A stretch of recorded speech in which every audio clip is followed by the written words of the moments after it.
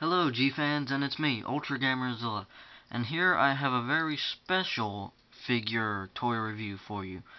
This time I'm going to be reviewing the Pack of Destruction. Now, I do not have the box to this. I don't know where it is. I would show you it if I had it, but I don't. But I do have the figures that came along with it, obviously. So, I'm going to review each figure, and I'll tell you how good this box set is, and if you should get it, or if you should stay away. Alright, so, the first thing that's included is the original Godzilla, the 1954 one. Now, I don't know how good you can see this, but the detail in these figures are perfect. They're like for display, pretty much.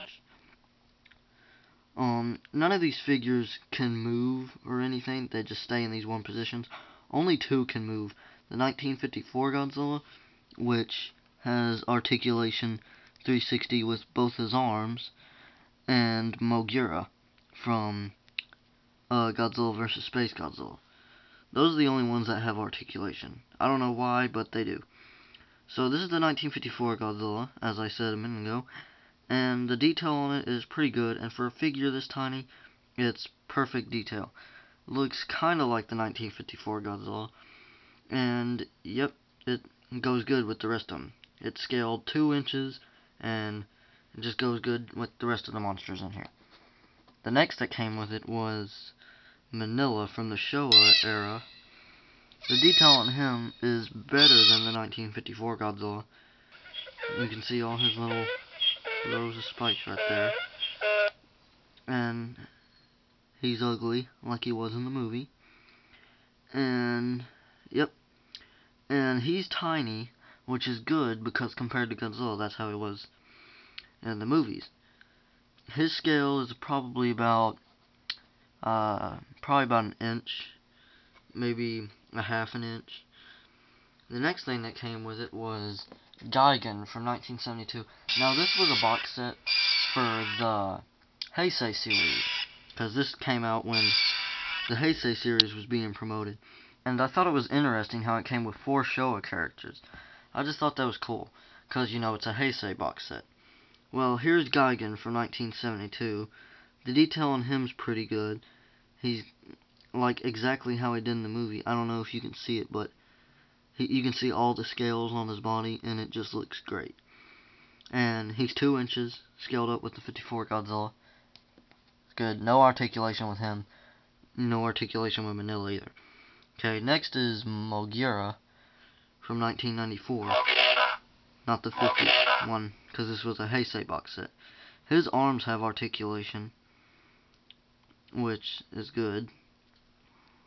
The detail of him is pretty good. And, oh yeah, another thing.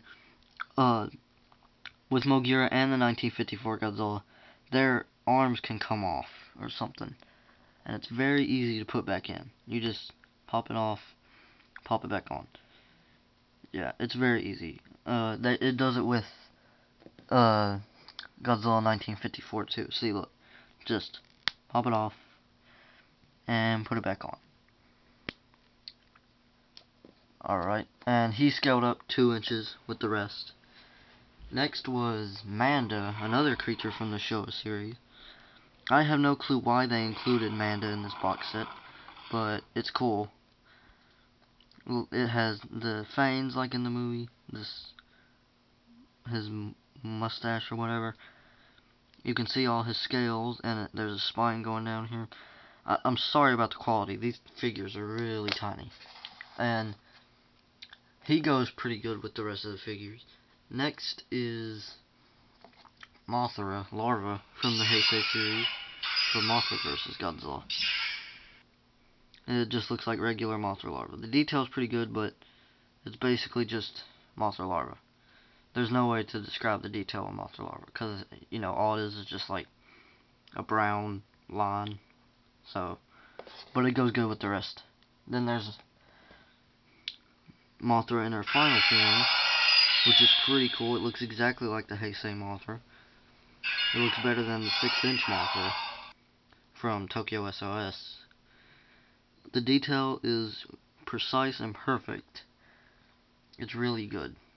you can see, I don't know if you can, but with all these areas, like the white and the brown, you can tell that that's like fluff or fur. And these, you can tell it's like the wings of the butterfly. They really captured the look of Mothra with this figure. It's scaled pretty good with the rest. Now here's Burning Godzilla from 1995. It looks just like the reissue from 2013, I think. Bandai Creations. He looks just like him, except there's no articulation, and he's scaled down to 2 inches. And he looks pretty good, and he goes good with the rest. Next is Destroyer Aggregate, or crab form. He looks pretty cool. He looks awesome. He looks just like how he did. The detail with him's okay. He's a little dull looking, but that's alright. And you can, it's cool having this figure because you can tell where Destroyer started to develop. Like, these claws would later turn into wings. These tiny wings will turn into bigger but still tinier wings. Fork tail will turn into like 2 instead of like 4. And all these claws he uses to run will turn into his toenails. You can obviously tell how Destroyer was formed by this figure, and I think that's really neat. Alright, and last is Destroyer from 1995. He looks better than the 6-inch version too. He's awesome. The detail with him is pretty good, and he scaled up 2 inches just like the rest, and he looks really cool. Okay. And that's pretty much all the figures in this box set. It's a really nice box set. I'm glad I got it. It comes with a lot of great Godzilla characters. The only thing I'm disappointed about is no King Ghidorah. And he's a Showa, Heisei, and Millennium monster. He should have been included, especially since this is a box set for the Heisei series. And the fact that they included Manda, they should have included King Ghidorah. But I digress. So, this is the awesome box set, Pack of Destruction. I really recommend this box set to Godzilla fans. I really recommend this box set to Kaiju fans or Heisei fans. This box set is really good.